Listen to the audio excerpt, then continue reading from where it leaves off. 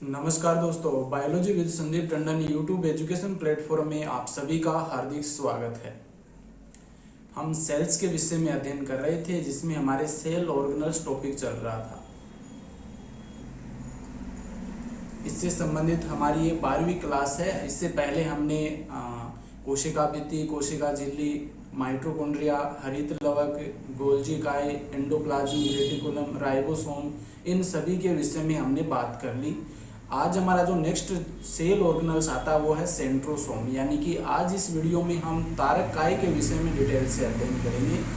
बहुत ही महत्वपूर्ण टॉपिक है, क्योंकि यहाँ से भी क्वेश्चन बहुत बार पूछे जा चुके हैं।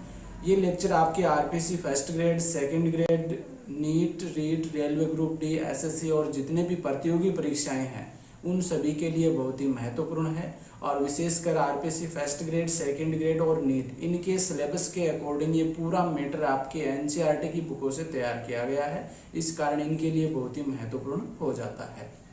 इस चैनल के माध्यम से हम संपूर्ण जीव विज्ञान को डिस्कस करने वाले हैं, एकदम से आसान तरीके से, आकर्षक चित्रों के साथ, जिससे कि आपको पहली बार देखते ही पूरा लेक्चर वो अच्छे से समझ में आ जाए।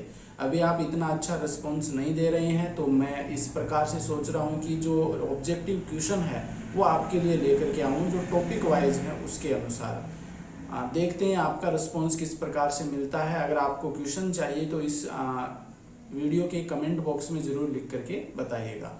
तो आज हमें क्या देखना है, आज हमें देखो ये आपकी सेल होगी, और सेल में ये जो संरचना नजर आ रही है जिसको हम सेंट्रोसोम कहते हैं, और इसको बाहर हम निकालते हैं तो इस प्रकार की संरचना हमें नजर आ रही है। इसमें 2 सेंट्रियोल उपस्थित होते हैं और ये सेंट्रोसोम का निर्माण करते हैं। तो इसी सेंट्रोसोम के विषय में आज इस वीडियो के अंतर्गत हमें अध्ययन करना है। तो आइए शुरू करते हैं। सेंट्रोसोम यानी कि तारक काय।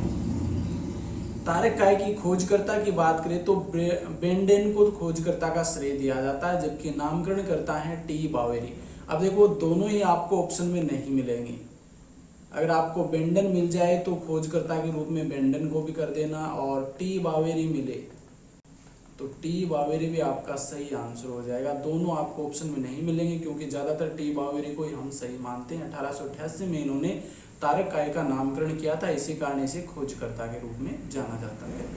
उपस्थिति की हम बात करें तो केवल जंतु कोशिकाओं में सामान्यतः पाया जाता है। जंतु एनिमल सेल्स होती है उनमें सामान्यतः ये मिलता है, जबकि जो पादप कोशिकाएं हैं उनमें सामान्यतः एब्सेंट होता है। लेकिन याद रखिए, जो निम्न स्तरीय पादप होते हैं जैसे कि शैवाल, कवक, इनमें तारक काय पाया जाता, सेंट्रोसोम पाया जाता है।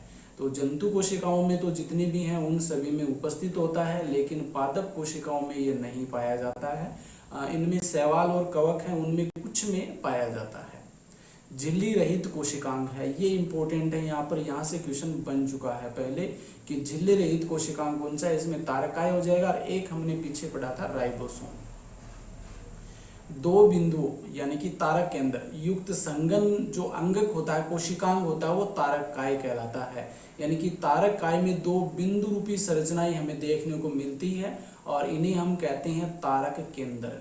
तो तारक काय किससे मिलकर बना होता है? 2 बिंदुओं रूपी संरचनाओं से मिलकर बना होता है, जिन्हें हम तारक केंद्र कहते हैं, सेंट्रियोल्स कहते हैं। तारक काय की संरचना बैलगाड़ी के पहिए के समान होती है। देखो, बैलगाड़ी के पहिए आपने देखे होंगे, इस प्रकार से ये बीच में आ जाएगा, और इस प्रकार से ऐसे कुछ स्पोक निकले रहते हैं। तो इस प्रकार की संरचना होती है। सेम ऐसी तारक काय की देखने को मिलती है। आगे हम इसे अच्छे से समझेंगे। तारक केंद्र के चारों ओर रंगहीन गोल भाग तारक परिकेंद्र कहलाता है, और इसे हम सेंट्रोस्फेयर भी कहते हैं। जब जो सेंट्रियोसोल होता है तारक केंद्र होता है, ये मान लीजिए तारक केंद्र है, इसके चारों ओर क्या होता है, कुछ इस विशेष प्रकार का रंगहीन पदार्थ पाया जाता है, और इसे हम क्या कहते हैं, तारक परिकेंद्र कहते हैं, सेंट्रोस्फेयर कहा जाता है। ये थोड़ा सा हमें ध्यान में रखना है। तारक काय का व्यास क्या होता है, 0.15 से 0.35 माइक्रोमीटर तक होता है, यानी कि 0.15 से लेकर 0.35 तक माइक्रोमीटर तक क्या होता है, इसका व्यास होता है। तो ये कुछ इंपॉर्टेंट जानकारी है, वो तारक काय से संबंधित हो गई। तो एक बार इसकी संरचना को हम यहाँ पर डिस्कस कर लेते हैं। ये देखो, कोशिका है, कोशिका में ये सेंट्रोसोम है, सेंट्रोसोम को हम बाहर निकालते हैं तो इस प्रकार की हमें संरचना नजर आती है। तो ये जो संरचना इधर से देखें तो ये इस प्रकार की हमें दिखाई देगी, जिसमें देखो बाहर की ओर आपको सूक्ष्म नलिकाएं माइक्रोट्यूबुल्स मिलेंगी और बीच में एक रोड शेप एक नलिका मिलेगी आपको। तो इस संरचना को आगे हम इसको बढ़ा करके देखते हैं। अब देखो यहाँ पर थोड़ा सा तारकाय की संरचना वो हमें अच्छे से समझ में आ जाएगी। बीच में तो क्या होता है, एक रोड नुमा पाया जाता है, या केंद्र में क्रेड भी बोल सकते हैं इसे। अब क्या होता है, इससे 9 सूक्ष्म तंत्रिकाएं, 9 सूक्ष्म नलिकाएं निकलती हैं। कितनी? 9 सूक्ष्म नलिकाएं निकलते हैं। इसे हम 9+0 व्यवस्था भी हम कह सकते हैं। तो 9 सूक्ष्म नलिकाएं निकलते हैं। देखो यहाँ पर देख लेते हैं हम, 1 2, ये तीसरी हो गई, ये 4, ये 5, ये 6 और ये 7 और ये 8 और ये 9। तो ये बीच में से क्या होती है, 9 सूक्ष्म नलिकाएं निकलती हैं और किसके द्वारा जुड़ी रहती हैं? ये जो स्पोक्स होते हैं, तंतु होते हैं, इनके द्वारा जुड़ी रहती हैं। अब देखो जो 9 सूक्ष्म नलिकाएं निकलती हैं, ये भी आगे क्या होती है, 3-3 भागों में डिवाइड रहती हैं। इनमें भी 3-3 सूक्ष्म नलिकाएं पाई जाती हैं। इन्हें हम परिधीय सूक्ष्म नलिकाएं भी कह सकते हैं। ये तो 3-3 सूक्ष्म नलिकाएं पाई जाती हैं, इनको हम नाम दे देते हैं ए, बी और सी। ए, बी और सी। देखो यहाँ पर देख सकते हैं, ये ए हो गया, ये बी, ये सी। इसी प्रकार से इसमें भी ए, बी और सी सेम ऐसा ही होता है, ये ए, बी, सी। लेकिन इसमें आपको ध्यान में रखना, ये इनका क्रम है वो उल्टा सीधा नहीं कर सकते, क्योंकि हमेशा जो ए होता है वो किसके साथ जुड़ा हुआ मिलेगा? सी के साथ जुड़ा हुआ मिलेगा। या फिर हम इसको नंबर भी दें, देखो 1 2 3 इस प्रकार से नंबर भी दें, 1 2 3। तो इसमें भी क्या हो जाएगा, आपका जो 3 नंबर का होता है वो 1 के साथ जुड़ा हुआ ही मिलेगा। ये थोड़ा सा ध्यान में रखना है कि जो ए वाला है वो किसके साथ में जुड़ा हुआ मिलेगा? ए वाला सी के साथ में, दूसरे स्पोक के दूसरे जो सूक्ष्म नलिकाएं हैं उनके सी के साथ में जुड़ा हुआ मिलेगा। तो एक बार फिर से हम इसको थोड़ा सा अच्छे से समझ लेते हैं।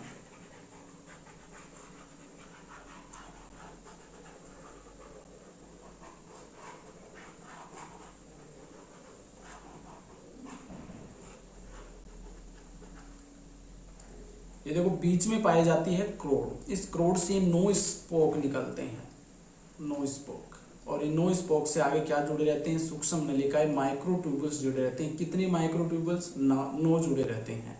और इन 9 में जो आगे माइक्रोट्यूबुल्स होते हैं ये 3 भागों में डिवाइड होते हैं। 3 प्रकार के होते हैं, जिनमें देखो ए, बी और सी, ये 3 भाग हो गए इसके। इन्हें भी हम माइक्रोट्यूबुल्स कह सकते हैं, परिधीय सूक्ष्म नलिकाएं कह सकते हैं। अब इसी प्रकार से इसमें भी ए, बी, सी, ये भी ए, बी, सी हो जाएगा।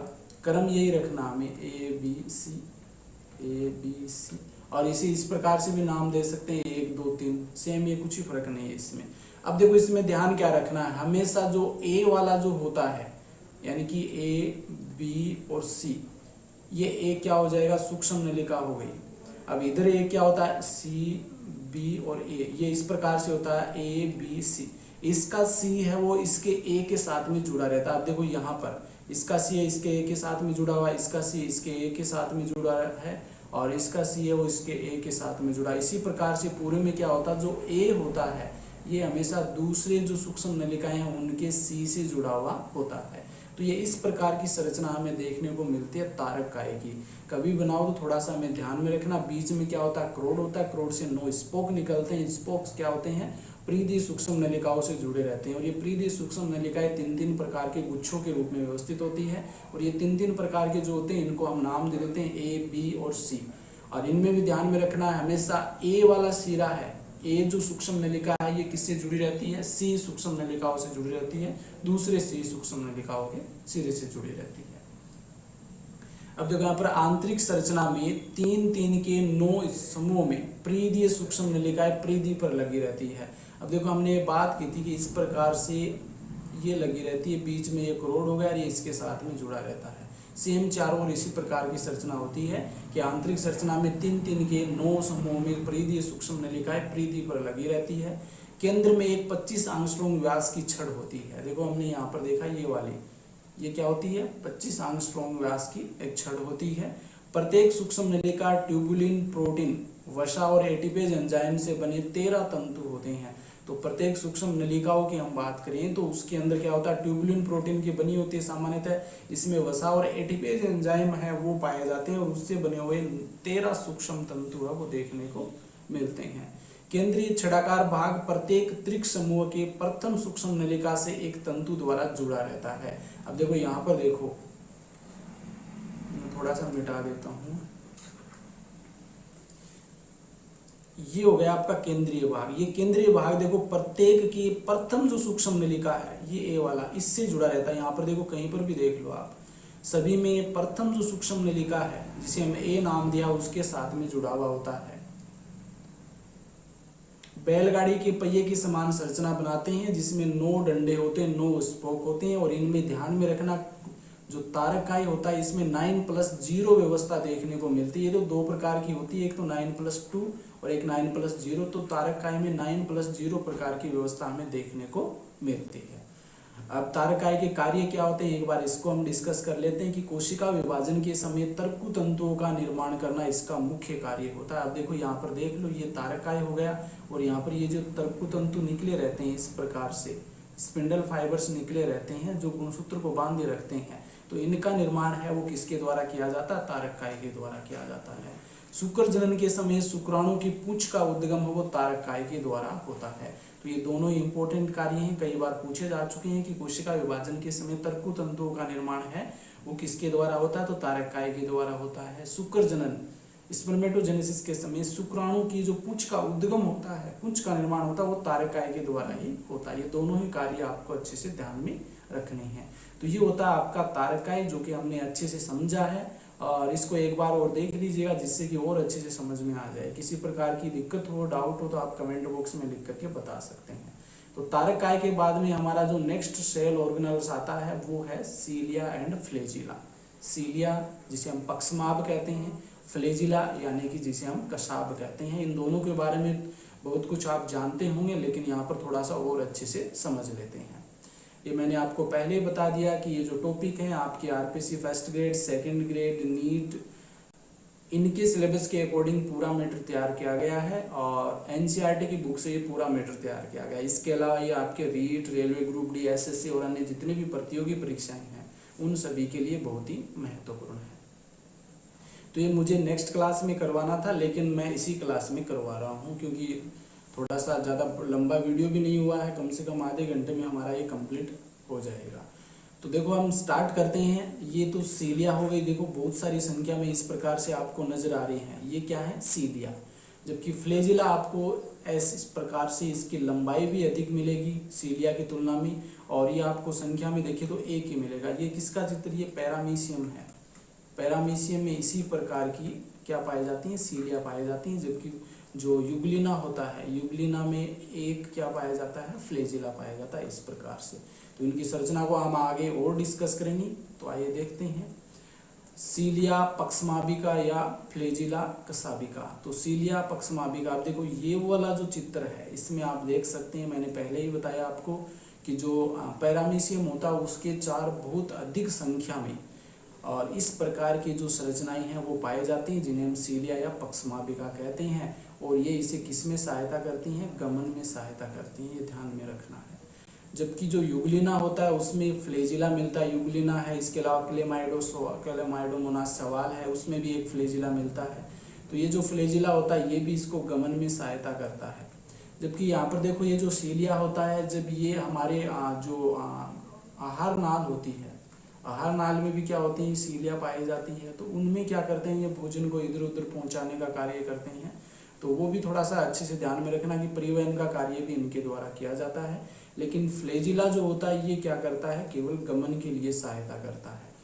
तो फ्लेजिला और सीलिया जो है इनकी संरचना हमने यहाँ पर देख ली। ये पैरामीशियम जंतु है और ये युगलिना है, दोनों में इस प्रकार से इनकी संरचनाएं होती है। आगे हम इसको डिटेल से बात करें इसकी आंतरिक संरचना किस प्रकार की होती है।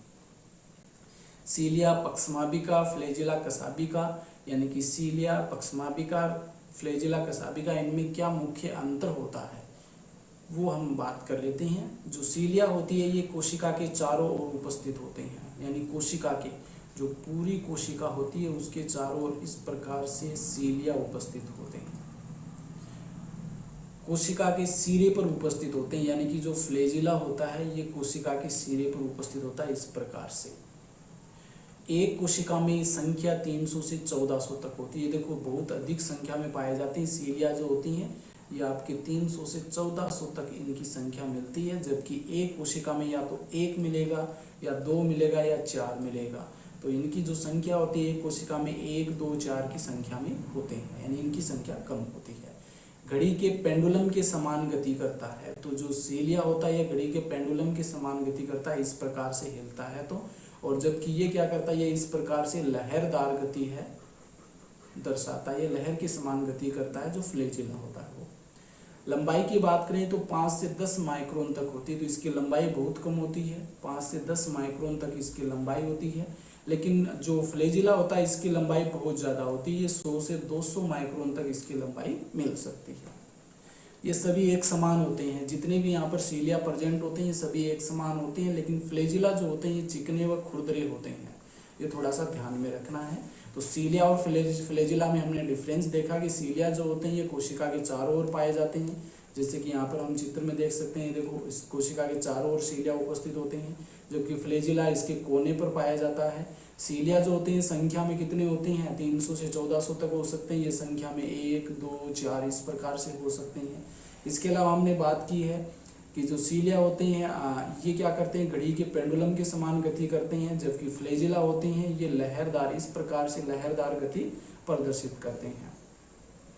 ये जो सीलिया ये सभी एक प्रकार के आपको नजर आ रहे होंगे, लेकिन फ्लैजिला जो होते हैं अगर 2, 4 इस प्रकार से अधिक होंगे तो एक जैसे नहीं होते हैं, ये चिकने व खुरदरे होते हैं।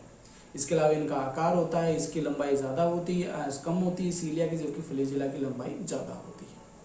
कसाबिका स्थूल व दृढ़ रोम के रूप में हो तो उसे कुर्च कसाबिका कहते हैं। देखो यहाँ पर कई बार पूछ लिया जाता है कुर्च कसाबिका क्या है। अगर कसाबिका स्थूल और दृढ़ रोम के रूप में हो तो उसे कुर्च कसाबिका कहते हैं। नगन कसाबिका तो चाबुक कसाबिका कहते हैं। अगर कसाबिका के चारों ओर कवरिंग न हो, नगन हो, तो उसे हम चाबुक कसाबिका कहते हैं। तो ये होता है आपका फ्लैजिला और सीलिया के अंदर मुख्य डिफरेंस क्या होता है वो। एक बार इसकी संरचना को हम यहाँ पर समझ लेते हैं, पक्ष्माभ एवं कसाबिका की संरचना। अब देखो इसमें जो हमने तारकाय में बात की तो उसमें 9+0 व्यवस्था थी, जबकि इसमें 9+2 व्यवस्था पाई जाती है, यानी टोटल 11 तंतु होते हैं। मध्य में कितने, 2 तो केंद्र में पाए जाते हैं और 9 परिधि में पाए जाते हैं। और परिधि वाले जो तंतु होते हैं ये भी आगे 2 के रूप में सूक्ष्म नलिकाओं के रूप में उपस्थित होते हैं।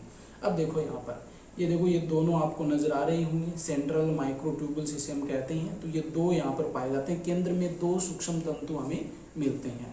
अब इसमें से रेडियल स्पोक्स निकलते हैं, स्पोक्स के इनके माध्यम से ये बाहर की ओर जुड़े रहते हैं। और ये कितने पाए जाते हैं, देखो 1, 2, 3, 4, 5, 6, 7, 8 और 9, ये भी 9 होते हैं। सेम हमारा जो तारकाय होता है उसी के समान इसमें भी 9 उपस्थित होते हैं, जो परिधि सूक्ष्म नलिकाएं है वो बाहर की ओर प्लाज्मा मेम्ब्रेन। अब देखो इसमें होता क्या है, इसमें जो ये फर्स्ट वाला है इसको हम ए नाम दे देते हैं। ये फर्स्ट वाला है ये जुड़ा रहता है आपके जो केंद्रीय सूक्ष्म नलिकाएं हैं उनके साथ में। और इसमें क्या होता है, ये 2 होते हैं, ये ए और ये बी। और इसमें ए वाला जो होता है ये आगे भुजाएं युक्त होता है, ये थोड़ा सा ध्यान में रखना। ए में क्या होती हैं, भुजाएं उपस्थित होती हैं। देखो आपको नजर आ रही होंगी ये वाली, ये भुजाएं होती हैं, ए में ही पाई जाती हैं, ये ए में ही पाए जाते हैं। और इसमें ध्यान में रखना ए में भुजाएं होती हैं, बी में भुजाएं नहीं होती हैं, भुजाएं नहीं होती हैं। और ए किसके साथ में जुड़ा रहता है, बी के साथ में जुड़ा रहता है। देखो तारकाय में हमने बात की तो ए बी सी 3 होते हैं सूक्ष्म नलिकाएं, इसमें 2 ही होती हैं, ए और बी होती हैं। ए में क्या होता है, इसमें भुजाएं निकली रहती हैं। और ए वाला है ये केंद्रीय जो सूक्ष्म नलिकाएं उनके साथ में जुड़ा रहता है। और बी वाला जो होता है इसे भुजाएं रहित होता है, भुजाएं नहीं पाई जाती। ये अगला जो सूक्ष्म नलिकाएं उनके ए से जुड़ा रहता है, तो ए बी से जुड़ा रहता है, इस प्रकार से होता है।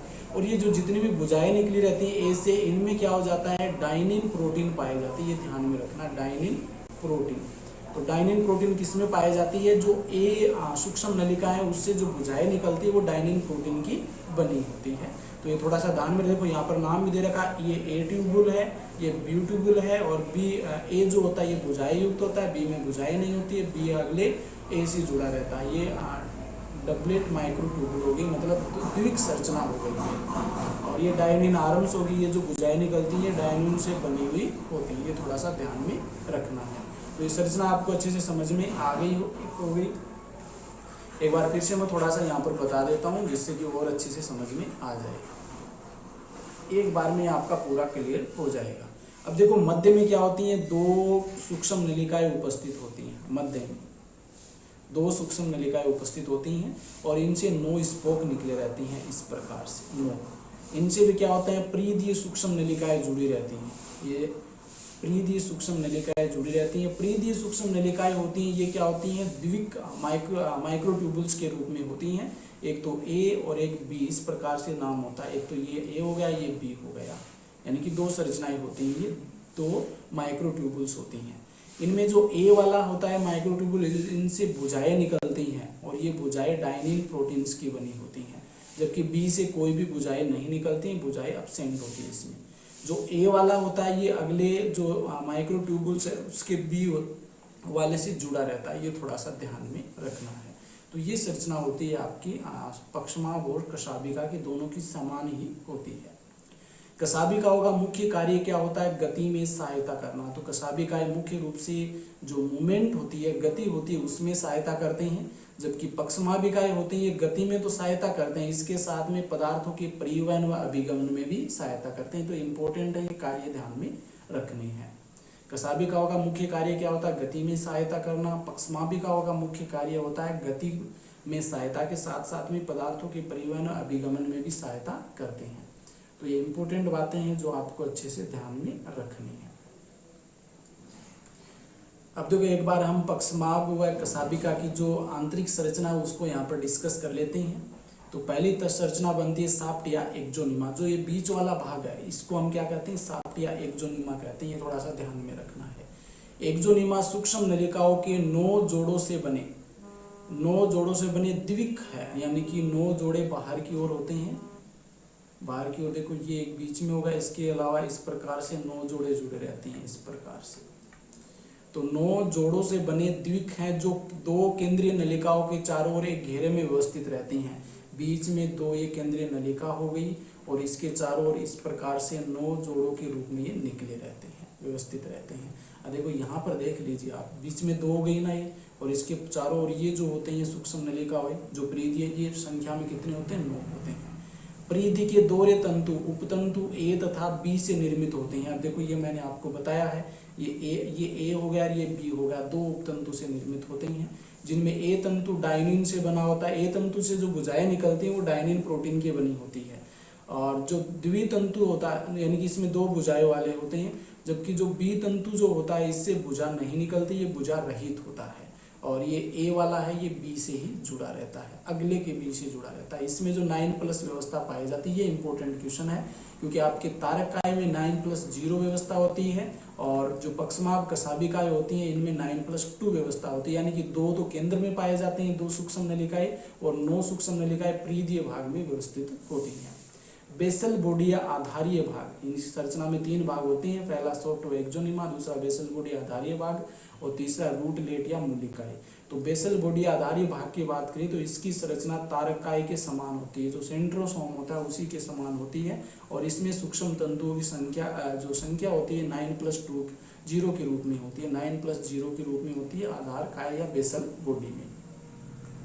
रूटलेट या मूलिकाओं की बात करें तो इसमें प्रोटीन के तंतुओं का शंकु के समान बेसल ग्रेन्यूल से निर्मित भाग होता है। तो ये सामान्यतः हम बात करें तो तंतुओं से बना होता है और ये बेसल ग्रेन्यूल्स जो होता है इसी से जो तंतु निकलते हैं उसी से रूटलेट या मूलिकाओं का निर्माण होता है। और इनके कार्यों की हमने पहले ही बात कर ली। तो इस प्रकार से हमारा कशाभ और पक्षमाभ वाला जो टॉपिक है ये यहाँ पर हमारा कंप्लीट होता है।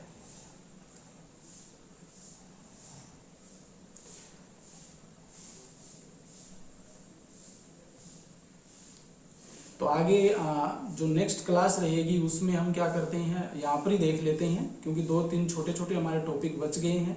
उसमें देखो एक तो स्पिरोसोम बच गया, बहुत ही छोटा सा टॉपिक है, यहाँ से भी कई बार क्वेश्चन पूछ लिया जाता है। स्पिरोसोम के बाद में हमारा पेरोक्सिसोम और फिर बाद में ग्लाइऑक्सिसोम बच गया। तो पहले हम स्पिरोसोम की बात कर लेते हैं कि स्पिरोसोम होता क्या है।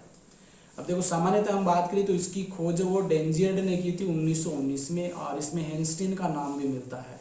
देखो सबसे पहले देखा किसने था, हेनस्टीन का देखा था, कुछ बुकों में ये मिलता है, और मैंने आरबीसी और एनसीईआरटी की बुक देखी थी तो उसमें आपको डेंजियर्ड नाम मिलेगा जिन्होंने 1919 में इसकी खोज की थी। तो एनसीईआरटी के अकॉर्डिंग हम बात करें तो डेंजियर्ड हो जाएगा। इसका नामकरण वो पार्नर नामक वैज्ञानिक ने किया था 1952 में। स्पिरोसोम की हम बात कर रहे हैं, केवल पादप कोशिकाओं में उपस्थित होता है। वेरी वेरी इंपॉर्टेंट, यहाँ से क्वेश्चन बन सकता है कि स्पिरोसोम निम्न में से किन कोशिकाओं में नहीं पाया जाता है। तो जंतु कोशिकाओं में एब्सेंट होता है, केवल पादप कोशिकाओं में पाया जाता है। लाइपोप्रोटीन से निर्मित एकल कलाबद्ध गोलाकार संरचना होती है, यानी कि लिपोप्रोटीन से बनी होती है और एकल कलाबद्ध गोलाकार संरचना होती है। इनका निर्माण किससे होता है, तो ये एंडोप्लाज्मिक रेटिकुलम से इसका निर्माण होता है।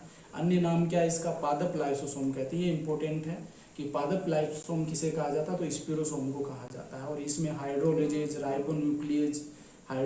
राइबोन्यूक्लियेज एंजाइम वो उपस्थित होते हैं। तो यहाँ से भी क्वेश्चन बन सकता है। छोटा सा टॉपिक है, स्पिरोसोम जो सेल ऑर्गेनल्स हैं इन्हें माइक्रोट्यूबुल्स की श्रेणी में रखते हैं, और इनकी खोज डेंजियर्ड ने की थी 1919 में। एनस्टीन भी मिल सकता है आपको, दोनों नहीं मिलेंगे, एक ही मिलेगा। नामकरण पार्नर ने दिया था। पादप कोशिकाओं में केवल पाया जाता है। ये लाइपोप्रोटीन से निर्मित एकल कलाबद्ध गोलाकार संरचना होती है, निर्माण एंडोप्लाज्मिक रेटिकुलम से, और इसको हम पादप लाइसोसोम के नाम से भी जानते हैं। और इसमें हाइड्रोलेजेज राइबोन्यूक्लियेज जैसे एंजाइम वो उपस्थित होते हैं। इसकी ये संरचना आप यहाँ पर देख सकते हैं। इसकी संरचना में कुछ ज़्यादा भेद नहीं, क्योंकि इसमें लिपिड की परतें पाई जाती है और बीच में क्रिस्टलाइन कोर उपस्थित होता है। इसके बाद में हम बात करते हैं प्रोक्सीसोम। ये इंपॉर्टेंट है, यहाँ से 2-3 क्वेश्चन बहुत ही महत्वपूर्ण बनते हैं। प्रोक्सीसोम, इसमें क्या होता है, इसकी जो खोजकर्ता की बात करें तो क्रिस्टन डी ड्यूवे के द्वारा 1966 में इसकी खोज की थी। देखो जब लाइसोसोम की खोज की हम बात करें तो लाइसोसोम की खोज भी वो क्रिस्टन डी ड्यूवे के द्वारा की गई थी 1953 में। और यहाँ पर क्रिस्टन डी ड्यूवे के द्वारा 1966 में प्रोक्सीसोम की खोज की गई थी, और ये जंतु और पादप दोनों प्रकार की कोशिकाओं में पाए जाते हैं। तो प्रोक्सीसोम जंतु कोशिका में मिलते हैं और पादप कोशिका में भी मिलते हैं। जंतुओं की जो यकृत कोशिकाएं हैं और वृक्क कोशिकाएं हैं, यकृत यानी कि लिवर सेल्स, वृक्क यानी कि किडनी की सेल्स जो होती है नेफ्रॉन्स, तो उनमें ये मुख्य रूप से पाए जाते हैं। मुख्य रूप से जंतुओं की यकृत कोशिका और वृक्क की कोशिकाएं हैं उनमें पाए जाते हैं, जबकि पादप की सभी कोशिकाओं में ये उपस्थित होते हैं। कार्य क्या होता है इनका, तो जंतु में प्रोक्साइड H2O2, जंतु में प्रोक्साइड हाइड्रोजन प्रोक्साइड भी हम बोल सकते हैं। इसके प्रोक्साइड उपापचय में इनका जो अपघटन करना है, इनका जो उपापचय करना है उसमें ये सहायता करता है प्रोक्सीसोम। वसीय अम्लों के बीटा ऑक्सीडेशन में सहायता करता, जो वसीय अम्ल हैं, फैटी एसिड हैं, उनके बीटा ऑक्सीडेशन में भी ये सहायता करता है प्रोक्सीसोम। पादपों में प्रकाशिक श्वसन में भाग लेता है। ये इंपॉर्टेंट है, ये क्वेश्चन पूछा जा चुका है।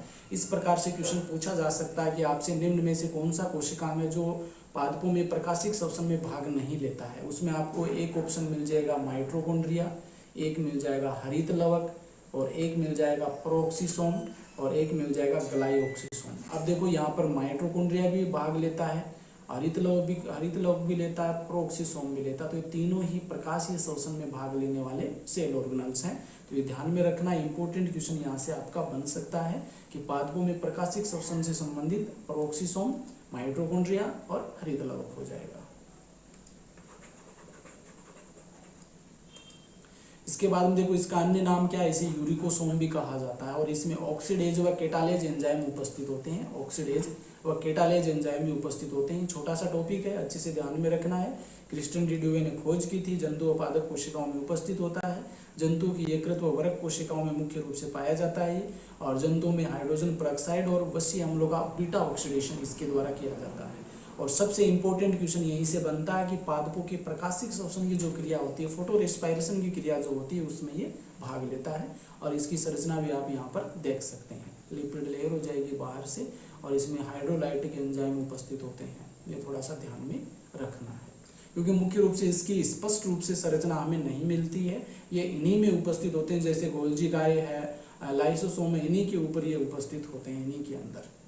तो अब नेक्स्ट हमारा जो सूक्ष्मकाय आता है वो है ग्लाइओक्सीसोम। ग्लाइओक्सीसोम, यहाँ से भी क्वेश्चन बनने की संभावना है, इंपॉर्टेंट है, थोड़ा अच्छे से ध्यान में रखना है।